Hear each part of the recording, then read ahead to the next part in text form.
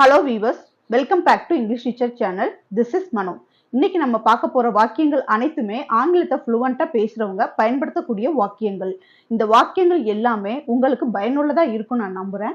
வீடியோக்கு போறதுக்கு முன்னாடி என்னோட சேனலை நீங்க ஃபர்ஸ்ட் டைம் பாக்குறீங்க இல்ல சப்ஸ்கிரைப் பண்ணாம பார்த்துட்டு இருக்கீங்கன்னா சப்ஸ்கிரைப் பண்ணிக்கோங்க. பக்கத்துல இருக்க பெல் ஐகானை கிளிக் பண்ணிக்கோங்க. ஃபாலோ பண்ணாதவங்க ஃபாலோ பண்ணிக்கோங்க. சரி வாங்க டைரக்டா வீடியோக்குள்ள போயிடலாம். இப்போ முதல் வாக்கியத்தை பாருங்க. நான் சோர்வாக இருக்கிறேன். இந்த வாக்கியம் என்ன டென்ஸ்ல இருக்குன்னு நம்ம பார்க்கலாம். அதாவது எந்த காலத்தை குறிக்குது அப்படின்னு நம்ம பார்க்கலாம். சோர்வாக இருக்கிறேன். இருக்கிறேன் அப்படிங்கிறது வெர்பு, ஒரு வினை. அப்போ இருக்கிறேன் அப்படிங்கும் போது அது கண்டினியூஸ்ல இருக்குது.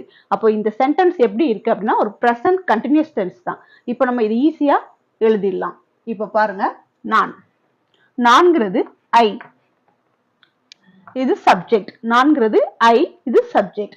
அடுத்து நம்ம என்ன போடணும் அப்படின்னா இருக்கிறேன். இது பிரசன்ட் கண்டினியூஸ் டென்ஸ் நம்ம பார்த்தாச்சு. ஐக்கு அடுத்து வர்ற ஹெல்பிங் வெர்ப்ஸ் என்ன அப்படின்னா ஆம். இது நம்மளுக்கு தெரியும். பிரசன்ட் கண்டினியூஸ் டென்ஸுக்கு ஐக்கு அடுத்து ஆம் தான் வரும். அடுத்து வெர்ப் என்ன அப்படின்னா இருக்கிறேன். அவங்க எப்படி இருக்காங்க அப்படின்னா சோர்வாக இருக்கிறேன் அப்படின்னு சொல்லியிருக்காங்க. அப்ப நம்ம இங்க என்ன போடணும் அப்படின்னா ஐ am feeling.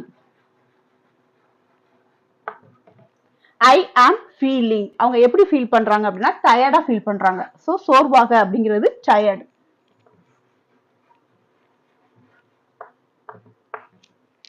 So I am feeling tired. நான் சோர்வாக இருக்கிறேன் அப்படிங்கிறதுக்கு நம்ம இந்த மாதிரி எழுதியிருக்கிறோம். இப்போ அடுத்த சென்டென்ஸ் பாருங்க. நான் சீக்கிரம் தூங்க போகிறேன். இது பாக்குறதுக்கு எப்படி இருக்கு அப்படின்னா ஒரு ஃபியூச்சர் டென்ஸ் மாதிரி இருக்குது. ஆனா இது ஃபியூச்சர் டென்ஸ் கிடையாது. தூங்க போகிறேன் அப்படின்னு சொல்றாங்க. போய்கிட்டு இருக்கவங்கள நிப்பாட்டி எங்க போறீங்க அப்படின்னு கேட்டா தூங்க போறேன்னு சொல்றாங்க. இந்த வாக்கியம் ஃபியூச்சர் கிடையாது, ஆன் த ஸ்பாட்ல அவங்க சொல்றது. அதனால தூங்க போகிறேன் இந்த வாக்கியம் பிரசன்ட் கண்டினியூஸ் டென்ஸ்ல இருக்கு. இப்ப பாருங்க, நான், நான்கிறது சப்ஜெக்ட். சோ ஐ, இது பிரசன்ட் கண்டினியூஸ் நம்ம பார்த்தாச்சு. சோ ஐ வந்துட்டாலே என்ன வந்துடணும் ஆம். ஐ ஆம். எங்க போறாங்க அப்படின்னா தூங்குறதுக்கு. சோ போறதுக்கு என்ன எழுதணும் அப்படின்னா கோயிங். சோ போறதுக்கு தான் ஃபர்ஸ்ட் எழுதணும். ஐ ஆம் கோயிங். தூங்கத்தான் போறாங்க. So I am going to bed. ஓகேவா? தூங்குறத நம்ம இங்க ஸ்லீப்னு எழுதக்கூடாது. எங்க போய் தூங்குவாங்களோ அந்த பிளேஸ் தான் எழுதணும். So bed, to bed. சீக்கிரம் அப்படிங்கிறது இயர்லி. ஓகேங்களா? ஐ am going to bed yearly. நான் சீக்கிரம் தூங்க போகிறேன். இந்த தூங்க போகிறேங்கிற ஒரு வார்த்தை தான் ஆம் கோயிங் டு பெட். ஓகேங்களா? இங்க மூணே வார்த்தையில தான் எழுதியிருக்கோம். நான் சீக்கிரம் தூங்க போகிறேன் அப்படின்னு எழுதியிருக்கு. அதுக்கு நம்ம என்ன எழுதியிருக்கோம்? ஐ am going to bed yearly. இப்போ இந்த ரெண்டு வாக்கியத்துக்கும் ஏதாவது கனெக்ஷன் இருக்கா? நல்லா பாருங்க. இந்த ரெண்டு வாக்கியத்துக்கு ஏதாவது கனெக்ஷன் இருக்கா? கண்டிப்பா இருக்கு. நான் சோர்வாக இருக்கிறேன், நான் சீக்கிரம் தூங்க போகிறேன். இந்த ரெண்டு வாக்கியத்தையும் இணைக்கிறதுக்கு ஒரு வார்த்தை இருக்கு. அதுதான் என்ன அப்படின்னா அதனால் தான். ஓகேங்களா? நான் சோர்வாக இருக்கிறேன், அதனால் தான் நான் சீக்கிரம் தூங்க போகிறேன். இப்போ இந்த சென்டென்ஸ் ஃபுல்ஃபில் ஆயிடுச்சா? இது ரெண்டு சென்டென்ஸா இருக்கு. இந்த ரெண்டு சென்டென்ஸையும் இணைக்கிற பாலமா எது இருக்கு அப்படின்னா அதனால் தான். ஓகே, இந்த அதனால் தான் நம்ம எப்படி எழுதுவோம் அப்படின்னா that is why. that is why. Okay, அதனால் தான that is why. இந்த சென்டென்ஸை நம்ம கான்ட்ராக்ஷனா எழுதுறதா இருந்தா that's why. that's why அப்படின்னு எழுதிக்கலாம். that is why நம்ம சுருக்கி சொல்லும்போது that's why அப்படின்னு நம்ம சொல்லிக்கலாம். இப்போ அடுத்தது பாருங்க. இந்த வாக்கியத்தை நம்மளுக்கு இணைக்கிறது ரொம்ப ஈஸியான வேலை. ஏற்கனவே நம்ம ரெண்டு வாக்கியத்தையும் எழுதிட்டோம். சோ இந்த ரெண்டு வாக்கியத்தையும் தான் நம்ம இங்க எழுத போறோம். ஃபர்ஸ்ட் வாக்கியம் பாருங்க. நான் சோர்வாக இருக்கிறேன் அப்படிங்கறத என்ன எழுதணும் அப்படின்னா ஐ ஆம் ஃபீலிங். சோ ஐ ஆம் கூட நம்ம என்ன செஞ்சுக்கலாம்? கான்ட்ராக்ஷனா எழுதிக்கலாம். ஆம் ஆம் ஃபீலிங். Feeling tired. நான் சோர்வாக இருக்கிறேன், கமா போடணும்.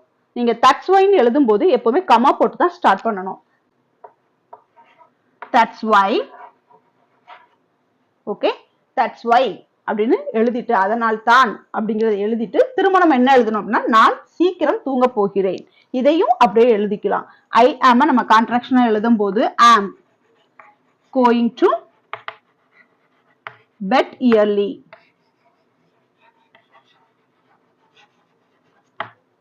ஓகேங்களா? இப்போ இந்த சென்டென்ஸ் புரிஞ்சிருச்சு. இந்த சென்டென்ஸ் வந்து நம்ம எழுத சொன்னா என்ன செஞ்சிருவோம்? டக்குன்னு எழுதிடுவோம். இந்த ரெண்டு சென்டென்ஸுமே அடிக்கடி நம்ம பார்த்த வாக்கியங்கள், அதுவும் இல்லாம அதிகமா பயன்படுத்தின வாக்கியங்கள். அதனால நம்ம இதை ஈஸியா எழுதிடுவோம். அதுவே நம்மளுக்கு இந்த மாதிரி லாங்கா ஒரு சென்டென்ஸ் கொடுத்துட்டாங்க அப்படின்னா நம்ம என்ன செஞ்சிருவோம் அப்படின்னா உடனே ஒரு பயம் வந்துடும். இவ்வளவு பெரிய சென்டென்ஸா இருக்கே, நம்ம எப்படி எழுத போறோம் அப்படின்னு. அப்படியெல்லாம் ஒரு பயமும் தேவையே இல்லை. அந்த சென்டென்ஸை நீங்க எப்படி பிரிக்கணுமோ அதை பிரிச்சுட்டு நீங்க பாத்தீங்க அப்படின்னா அந்த சென்டென்ஸே உங்களுக்கு ரொம்ப ஈஸியானதா இருக்கும். இப்போ நான் சோர்வாக இருக்கிறேன், அது ஒரு சென்டென்ஸ். நான் தூங்க போகிறேன், இது ஒரு சென்டென்ஸ். இந்த ரெண்டு சென்டென்ஸையும் இணைக்கிறதுக்கு நம்ம அதனால் தான் அப்படிங்கறத நம்ம யூஸ் பண்ணிருக்கோம். இதே மாதிரி தான் இங்கிலீஷ் பேசுறவங்க ஒரு சென்டென்ஸை இன்னொரு சென்டென்ஸோட இணைக்கிறதுக்கு ஒரு கனெக்டிங் வேர்டு யூஸ் பண்ணுவாங்க. அதே மாதிரி கனெக்டிங் வேர்ட்ஸ் எல்லாம் யூஸ் பண்ணி நம்ம பேசி பழகிட்டோம் அப்படின்னா நம்மளால என்ன செய்ய முடியும்? இங்கிலீஷை ஃப்ளூவெண்டா பேச முடியும். இப்போ இந்த அதனால் தான் அப்படிங்கறத வச்சு ரெண்டு வாக்கியத்தை எப்படி இணைக்கிறது அப்படிங்கறத நம்ம கத்துக்கிட்டோம். இந்த வாக்கியம் வந்து லாங்கா இருக்கு, ஆனா நம்ம ஆல்ரெடி பார்த்த மாதிரி பார்க்கும்போது இது கொஞ்சம் ஈஸியானதாகவும் இருக்கும். இப்போ எனக்கு உடம்பு சரியில்லை, ஓகே, இது ஒரு வாக்கியம். நான் பார்ட்டிக்கு போகவில்லை, ஓகே, இது ஒரு வாக்கியம். அடுத்து அதனால் தான், இது ஒரு கனெக்டிங் வேர்ட் அப்படின்னு நம்ம தனியா வச்சுக்கலாம். இப்போ ஃபர்ஸ்ட் எனக்கு உடம்பு சரியில்லை அப்படிங்கிறத எழுதலாம். எனக்கு அப்படின்னு நம்ம எழுதும் போது ஐ. இங்கேயும் சென்டென்ஸ் வந்து பிரசன்ட் கண்டினியூஸ் டென்ஸ்ல தான் இருக்கு. சோ ஐ ஆம். உடம்பு சரியில்லை, இப்போ உடம்பு நல்லா இருந்தா என்ன சொல்லுவோம் அப்படின்னா ஃபீலிங் வெல் அப்படின்னு சொல்லுவோம். அதுவே உடம்பு சரியில்லை அப்படின்னு நம்ம சொல்லும் போது நாட் ஃபீலிங் வெல். சோ இங்க நம்ம என்ன எழுதணும்? உடம்பு சரியில்லை அப்படின்னு சொல்லும் போது நாட் ஃபீலிங் வெல். இது ஒரு வாக்கியம். ஓகேங்களா? இந்த வாக்கியம் எப்படி இருக்குன்னா இண்டிபெண்டா இருக்கு. இந்த சென்டென்ஸ்ல ஒரு இண்டிபெண்டன்ட் கிளாஸ் இருக்கு, ஒரு டிபெண்டிங் கிளாஸ் இருக்கு, ஒரு சபார்டினேட் கன்ஜங்ஷன் இருக்குது. அது என்னென்ன அப்படின்னு பார்க்கலாம். எனக்கு உடம்பு சரியில்லை, இந்த வாக்கியம் வந்து இண்டிபெண்டா இருக்கு. பார்ட்டிக்கு போகவில்லை அப்படிங்கிறது ஒரு டிபெண்டிங் கிளாஸ். ஷார்ட்டா சொல்லணும் அப்படின்னா இண்டிபெண்டன்ட் கிளாஸ்ங்கிறது வந்து எதையுமே சார்ந்து வராது, தனியா கெத்தா நிற்கும்.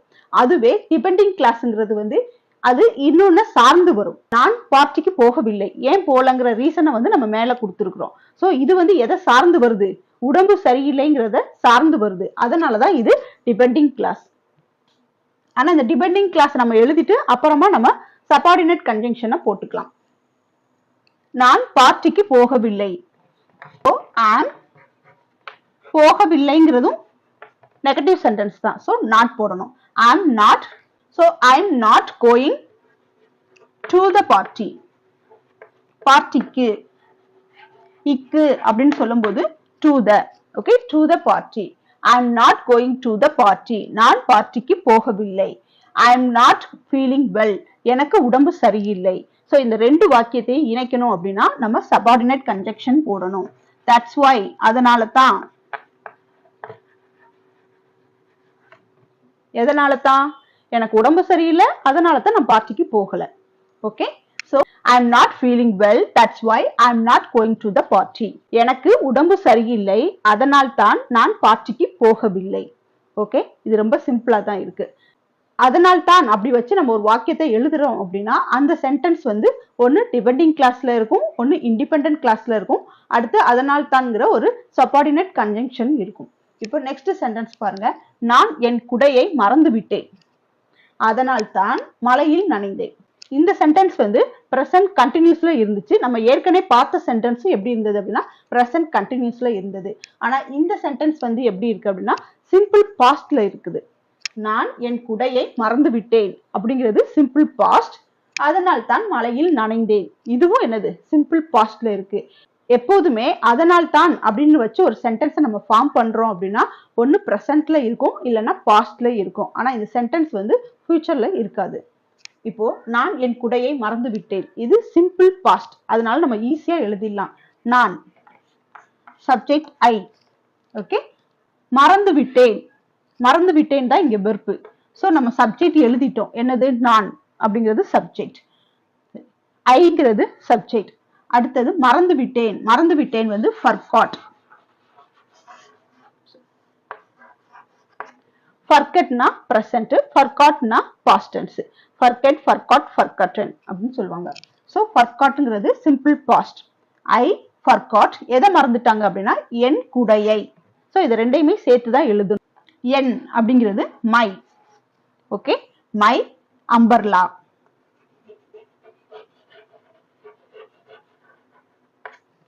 ஸோ இந்த சென்டென்ஸ் எப்படி இருக்கு? ரொம்ப சிம்பிளா தான் இருக்குது. ஏன்னா இது சிம்பிள் பாஸ்ட். நான் என் குடையை மறந்து விட்டேன். ஐ ஃபர்காட் மை அம்பர்லா. ஓகே, அடுத்தது பாருங்க, மழையில் நனைந்தேன் அப்படின்னு சொல்லியிருக்காங்க. அதனால் தான், இதை நம்ம சேர்த்தே எழுதலாம். அதனால் தான் அப்படிங்கிறதுக்கு நம்ம என்ன வரும்? That's why. மழையில் நனைந்தேன். ஸோ இங்கேயும் நம்ம என்ன எழுதணும்? சப்ஜெக்ட் எழுதி தான் எழுதணும். அதனால ஐ. ஸோ சப்ஜெக்ட் நம்ம எழுதிட்டோம். அடுத்து நனைந்தேன். நனைந்தேன்ங்கிறதுக்கு வந்து காட் வெட். ஓகே, நனைந்தேன் அப்படிங்கிறது காட் வெட் அப்படின்னு எழுதணும். அடுத்தது மழையில். மழையிலுக்கு இந்த ரெயின். இந்த ரெயின். ஸோ இந்த சென்டென்ஸ்ல மழையில் நனைந்தேன் அப்படிங்கிறத ஐ got wet in the rain. நான் மழையில் நனைந்தேன் அப்படிங்கிற மீனிங் கொடுக்கும். That's why I got wet in the rain. அதனால் தான் மழையில் நனைந்தேன். ஓகே, இப்போ இந்த சென்டென்ஸை ஃபுல்லா பாருங்க. I forgot my umbrella. That's why I got wet in the rain. நான் என் குடையை மறந்து விட்டேன். அதனால் தான் மழையில் நனைந்தேன். இந்த சென்டென்ஸ் இறந்த காலத்தை குறிக்குது, அதாவது பாஸ்ட் டென்ஸை குறிக்குது. ரொம்ப சிம்பிளா தான் இருக்கு. ஸோ நம்ம எப்பவுமே ஒரு வாக்கியத்தை ஃபார்ம் பண்ணும்போது அந்த சென்டென்ஸ் ஷார்ட்டா இருக்கா லாங்கா இருக்கா அப்படின்னு பாக்குறத விட அந்த சென்டென்ஸ்ல நம்மளுக்கு என்னென்னலாம் தெரிஞ்சிருக்கு அப்படின்னு எடுத்து பார்த்தீங்க அப்படின்னா எல்லாமே உங்களுக்கு என்ன செஞ்சிருக்கும்? ஆல்ரெடி தெரிஞ்சிருக்கும். நீங்க பார்த்திருப்பீங்க, படிச்சும் இருப்பீங்க. இப்போ இந்த வாக்கியத்தை பாருங்க. எனக்கு ஒரு புதிய வேலை கிடைத்தது. அதனால் தான் நான் மகிழ்ச்சியாக இருக்கிறேன். இந்த வாக்கியத்தை பாருங்க. இந்த வாக்கியத்துல பிரசன்ட் கண்டினியூஸ் டென்ஸும் இருக்குது, சிம்பிள் பாஸ்டும் இருக்குது. இப்போ எனக்கு புதிய வேலை கிடைத்தது. ஓகே, இது வந்து பாஸ்ட். ஓகே, சிம்பிள் பாஸ்ட்ல உள்ளது. அதுவே அதனால் தான் நான் மகிழ்ச்சியாக இருக்கிறேன் அப்படிங்கிறது பிரசன்ட் கண்டினியூஸ் டென்ஸ். என்ன ரொம்ப சந்தோஷமா இருக்கிறேன், எனக்கு வேலை கிடைச்சிருச்சு, அதனால நான் என்ன செய்யறேன், ரொம்ப சந்தோஷமா இருக்கிறேன் அப்படின்னு சொல்லுவாங்க. ஸோ வேலை கிடைச்சதுங்கிறது பாஸ்ட். இப்ப சந்தோஷமா இருக்கிறது அப்படிங்கிறது பிரசன்ட். ஸோ இது கண்டினியூஸ்ல இருக்குது. இப்போ எனக்கு ஒரு புதிய வேலை கிடைத்தது.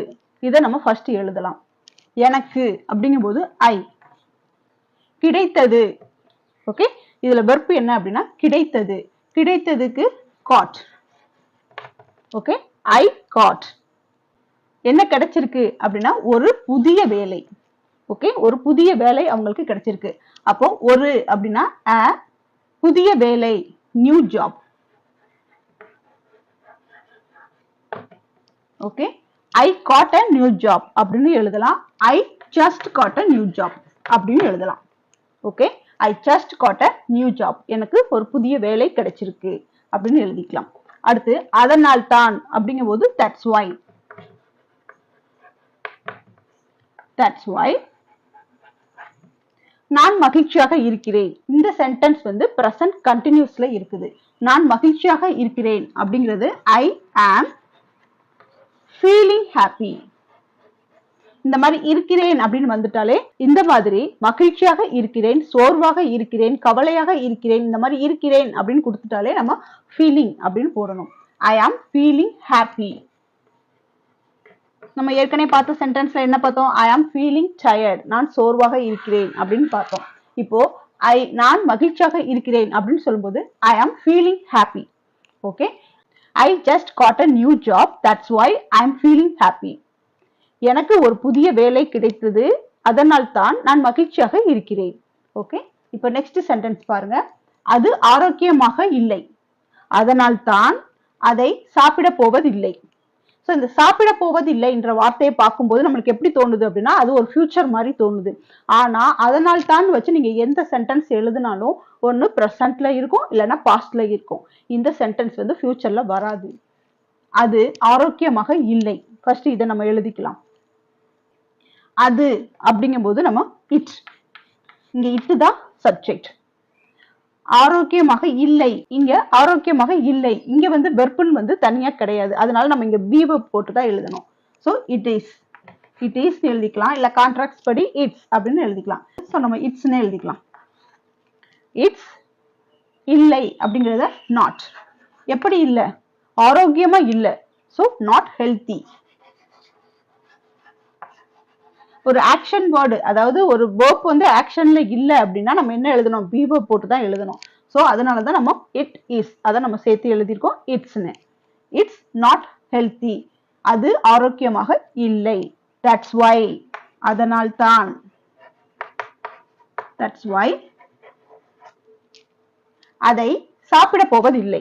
அதை சாப்பிட போவதில்லை அப்படின்னு சொல்லியிருக்காங்க. இங்க சப்ஜெக்ட் எதுவுமே கொடுக்கல, ஆனா இங்க நம்ம சப்ஜெக்ட் எழுதணும். யார் சாப்பிட போறது இல்ல?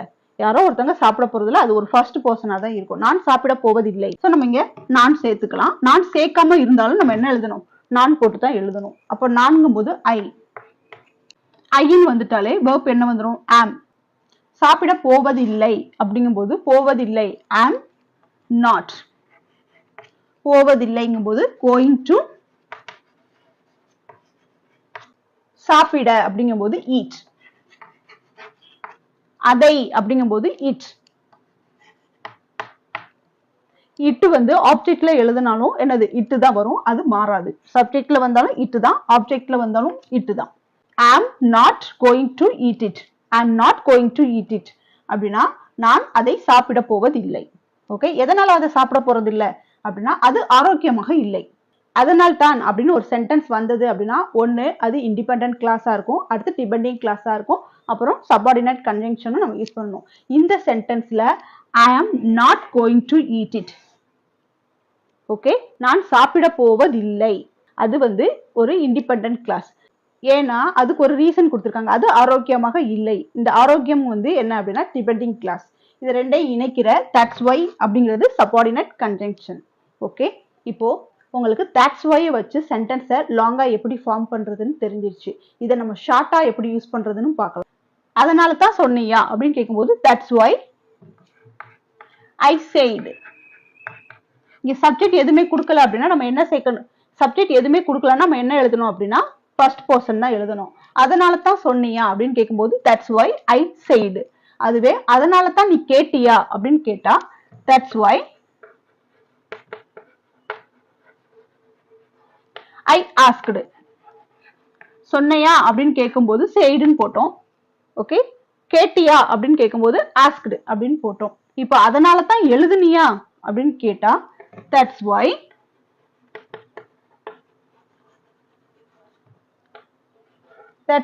I wrote. ஏன் நம்ம இங்க எல்லாமே சப்ஜெக்ட் போட்டிருக்கோம் அப்படின்னா தட்ஸ் வை வந்துட்டாலே நம்ம அதுக்கு அடுத்து என்ன வந்துடணும்? verb ஆட்டோமேட்டிக்கா வந்துடணும். அதனாலதான் நம்ம இங்க ஃபர்ஸ்ட் பர்சன் போட்டு எழுதி இருக்கிறோம். சோ அடுத்த சென்டென்ஸ் அதனால தான் நீ வந்தையா அப்படின்னு கேட்டிருக்காங்க. இதுக்கு என்ன வரும் அப்படிங்கறது நீங்க என்னுடைய கமெண்ட் பாக்ஸ்ல சொல்லுங்க. ஓகே, இப்போ உங்களுக்கு தட்ஸ் வையை வச்சு சென்டென்ஸை எப்படி ஃபார்ம் பண்றது அப்படிங்கிறது தெரிஞ்சிருச்சு. Did you like this video? Please click on like button and subscribe to my channel. This is for easy to find out upcoming videos.